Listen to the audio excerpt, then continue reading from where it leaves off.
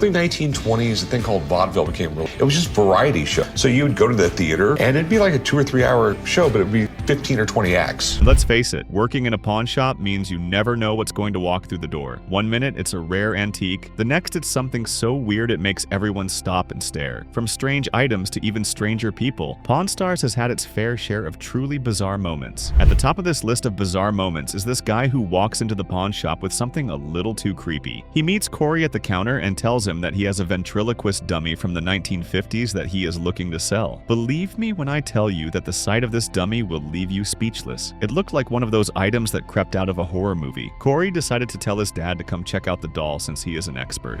This is pretty amazing, and it's an amazing. It works? Yes, it works perfectly. Hi, Corey. How's it going? Am I good at this?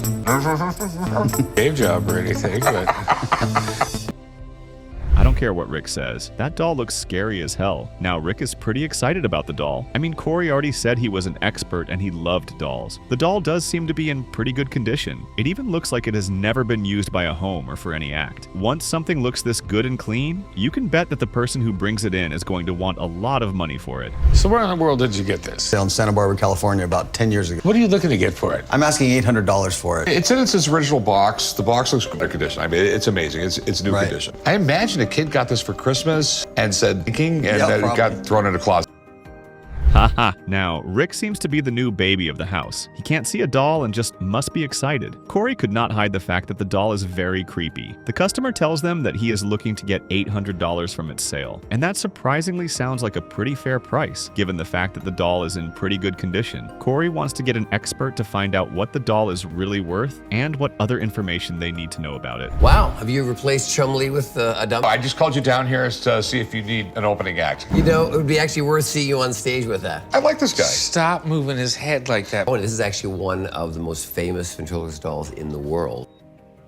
Looks like we know why he is an expert on dolls. He might not seem to be as obsessed with dolls as much as Rick is, but you can tell he knows quite a lot about dolls. The expert goes on to say that the Jerry Mahoney doll is actually one of the most famous ventriloquist dolls in the world. To any customer, that just sounds like music to their ears. Oh well, Corey is still pretty much creeped out by the sight of the doll. It's in really pristine shape. I mean, I don't think a kid ever even played with it, really. Probably bought this and just stored it. Can I see the front of the box? You want to hold that? No, not at all. Can I hold that? No, not at all. Okay. Well, that kind of sucks. You can see it on the customer's face that he is not happy about what he just heard. After the expert was done checking out the Jerry Mahoney ventriloquist dummy, Rick asked if the dummy came with a record, and the customer said it didn't. The expert then values the doll and says that if it came with a record, it would be worth $725, while without the record would be worth $425. Well, let's see what Rick and the customer are going to agree on. So you heard what Murray had to say. What are you willing to take? He said $475. How about $4? You know, I really don't want it. How about $50? No, I can't do that. Can't do 50. How about 300? How about $375? Sounds great to me. Really? $375? $375 would be great. Would you go up front and write him up? Meet me over there, sir. Haha, you can totally tell that Corey is not happy that this deal just scaled through. Corey can't believe that his dad was willing to pay $375 for what he referred to as the creepy doll. The expert left and Corey offered to pay $50 for the doll since he didn't want anything to do with it. Of course, the customer said that was not going to happen. Rick then jumps in and says he would pay $375 for the doll. Without thinking twice, the customer agreed and they had a deal. Oh, you can bet that Corey is about to hate his day. Going good? What are you doing? How do you like the newest employee of the pawn shop? What's his name? Hi, Chum. We haven't met. My name is Jerry. Hi, Corey. How's your day going? I can see your lips move. No, I'm still working on the whole ventriloquist. You can tell that Rick is having so much fun with the Jerry Mahoney ventriloquist doll. Corey, on the other hand, is just not ready to be around the doll because he still thinks it's creepy. After the deal was made, Rick took the doll into his office and introduced the doll to Chum as the newest employee of the pawn shop. Chum then says that he can see Rick's mouth move while the doll talks, and he wants to show Rick how it's really done. Don't tell Rick that. What's that, Jerry? I think Rick should give you... You think Rick should give me a raise? I think you should give Chumlee a raise. Okay. Be very nice and babysit him. Looks like Rick might start to regret that he bought the Jerry Mahoney ventriloquist dummy. Chum was not joking when he said he was going to show Rick how to properly use the doll, and guess what? He did it so well. Now Rick has to cope with the fact that another person in the pawn shop loves dolls and knows how to use them more than he does. Corey still refuses to be part of the whole drama. Oh well, let's see what's next on the list. So I have a customer in the store painting that he says is painted by René Magritte. Actually might be real. Called in my art guy. I'm gonna have him take a look. Fingers crossed. Looks like this painting is going to be worth a fortune. That's if it's the real deal, of course. Now this gentleman brings in a pretty extraordinary painting and tells Rick that he wants to sell it. He says that the painting was done by René Magritte. Rick has no clue if the painting is legit, and so he decides to call in his expert to give it a look and determine if the painting is actually worth a fortune like the customer says it is. So how do you... It looks very good. This is a very early painting. You can tell just by the damage that's on it. Very typical of that time, very long time somewhere. Painting style is very... Wow, now that's going to cost Rick a lot of money. The expert is done examining the portrait and he says that it's pretty legit, but here's where things get dicey. The expert then goes on to say that his opinion means absolutely nothing. To know its true worth, Rick would have to take the portrait all the way to the René Magritte committee in Belgium for them to have a look at it and then determine its worth. Phew, is Rick really ready to do all that for a painting? It's two states of being. State of being, it's worth it. The other state of being, this is a $700,000-800,000 painting. Very, very quickly, a piece that was worth $800,000, $3.8 million. Things just keep getting very intense with this painting. After the expert said that the painting would go down to Belgium to be verified, Rick then asked him what it could be worth if he did that. The expert then says that things are moving pretty quickly in the market, and a painting that used to be worth $800,000 could be worth almost $3.8 million right now. Those are very heavy numbers. Well, let's see what Rick and this customer have to say. So we have a... Yeah. All right, there's a few different... I'll give you 10 grand and I'll take... Or we'll spend all my money. I'll take it to Belgium, everything for it. If it turns out it's real, I'll give you 400 grand. It's really the 10 grand. We got a deal. Haha, this customer just wants the easy way out. Now Rick offers the customer two options. He tells the customer that he is going to give him $10,000 and he will take all the risk, or he is going to spend all his money, take it to Belgium, and if it turns out the René Magritte committee verifies that the painting is real, he will give the customer $400,000. As you would expect, the customer takes the easy way out, and he walks away with the $10,000 Rick initially offered him. I'm 99% sure it's shipped the Magritte painting to Belgium. The Magritte found received the painting. They have it. They're looking at it. The final say, and if it's legit, it could be worth millions. Looks like Rick and Chum have another adventure to embark on. After Rick agreed to pay $10,000 for the painting, he took the painting into his office and told Corey and Chum that he made a serious gamble on the painting. He then tells Chum that they are going to head down to Belgium to meet with the René Magritte committee and find out if the painting is legit and worth millions, like the expert said. Hello. Hey, how's it going? How are you? How are you, David? Thanks. All right, so Michael here, amazing things. Yes, it's a great cabinet because top part photo farms of the... Looks like there are a lot of millions flying around in this episode. Now, while Rick and Chum wait for the René Magritte committee to get back to them concerning the painting, they head out to meet with a high-end customer that Rick bought some stuff from a few years back. They go in to check some furniture he has and find out what they are worth. The first item they take a look at is a cabinet from 1691 that's worth £1 million. I wonder what the second item is going to be worth. I think if we have the stamp of the cabinet maker, here it is, H. Riesner, which means is of the cabinet maker with the 16. Bring the second part of the 18th century. Phew, at least the second item is not up to €1 million when compared to the first item. Apparently the high-end customer is looking to sell the furniture to Rick, and there is an expert there helping them to check out the items. After giving them a price for the first piece of furniture, the expert takes a look at the second piece of furniture, which happens to be a Louis XVI backgammon table, and he values it at $350,000. That's a lot of money. What's the best price we... Well, Rick, after listening to your I should increase my, but I'm very fair, so I will keep on my $125,000 for both. All right, Now this is the first time I am going to see Rick spend so much money on an item. Apparently the customer already told Rick that he wanted to see both items for $825,000. After the expert concluded his inspection, he valued the items way higher than what the customer wanted. Being that the customer has been a very good friend to Rick for a while, he stayed with the initial price and Rick bought the items for $825,000. That painting had better be the real deal. walk in there, and they're gonna tell me my painting... Then you're gonna give me some money? You know what? Bonus is all the way... I like it, Okay, that's if everything checks out. right. Your fingers aren't crossed. My toes are. And after this, can we go get the waffle? We'll get waffles. All right, celebration waffles coming. Phew. At this point, I think we should all have our fingers crossed. The moment of truth is about to be on Rick. He finished up the deal with his high-end customer and headed to the René Magritte committee to know if the painting was original. He tells Chum that he is optimistic that the painting is going to be legit. Chum then gives him what he calls Chum luck. Let's hope that's going to be enough and the painting is not a fake. Oh my God, is it real? I don't know. What do you mean you don't know? It's like a clerk in there, and I showed him my ID. They handed me this. They handed me a letter. I'm gonna go sit down in the park and read this letter. Carry this.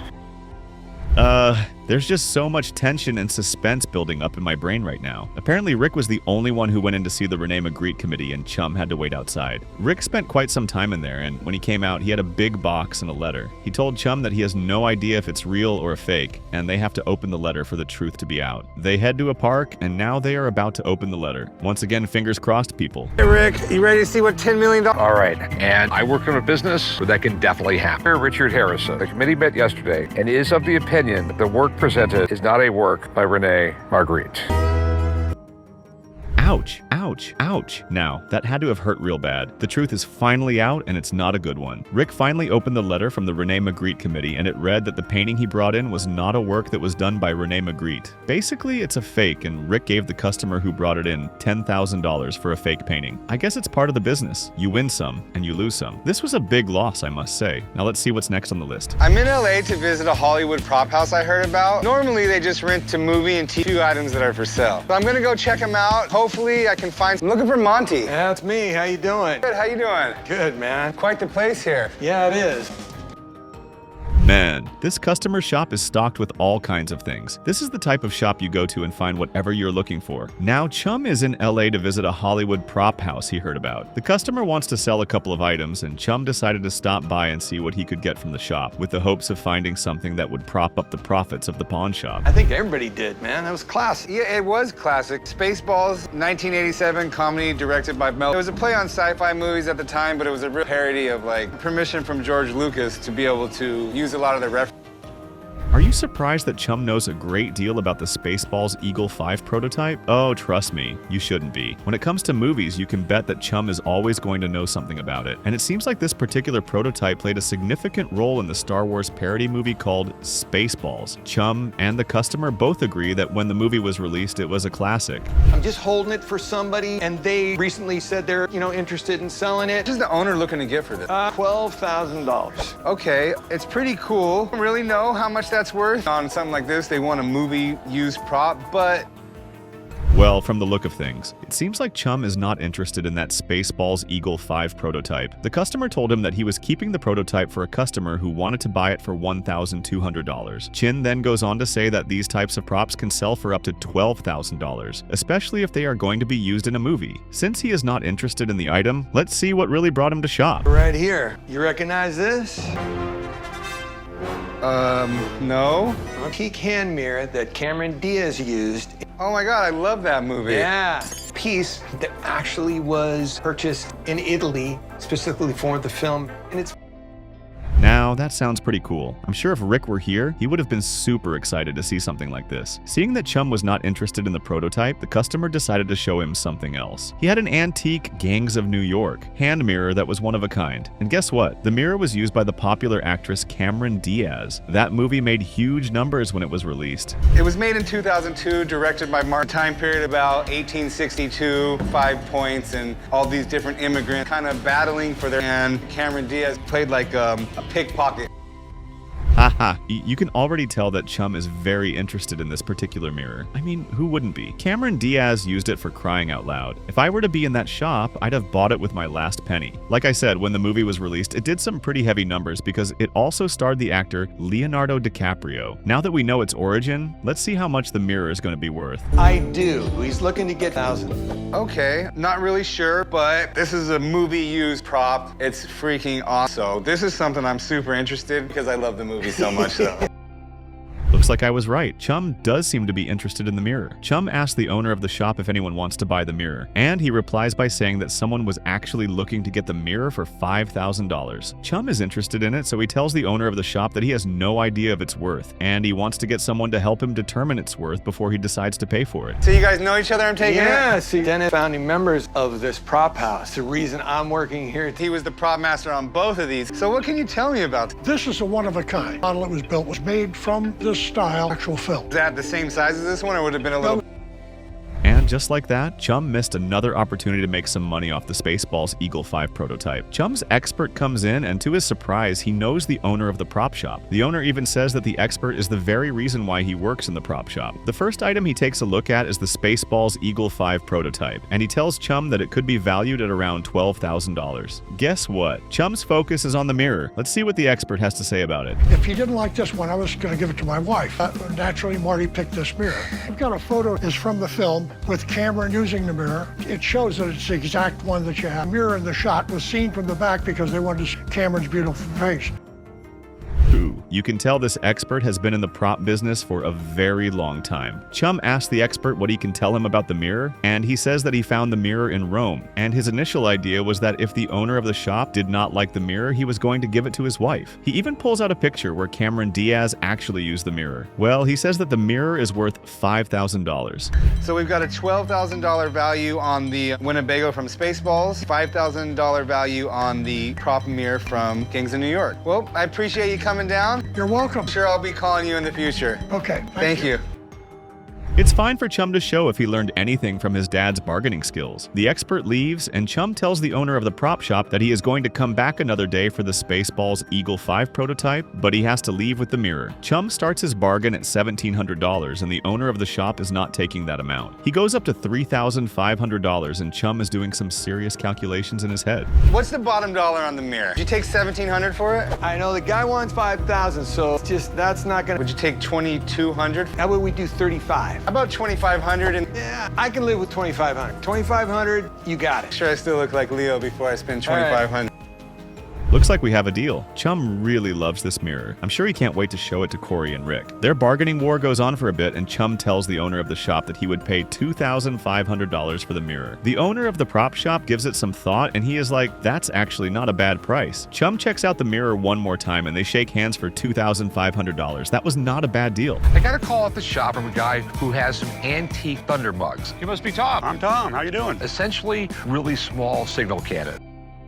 From what he just said, you can tell those mugs are very, very old. Now, Rick gets a call from a customer who says that he wants to sell his set of Bolivian celebratory mugs or holiday mortars. Rick decided to meet him out in the gun range with the hopes of lighting up the mugs. When it comes to shooting or blowing up things, you can always count on Rick to be first in line. Could there be more to these Bolivian celebratory mugs? Let's see. Okay, Bolivia. I've been collecting all my life. I collect whatever's around to collect wherever I am. And these were available on street vendors and that kind of thing. I bought every one I found down there. All right, I mean, they're pretty crude looking. They're crude casting. Usually made them out of brass or bronze. These things appear to be brass.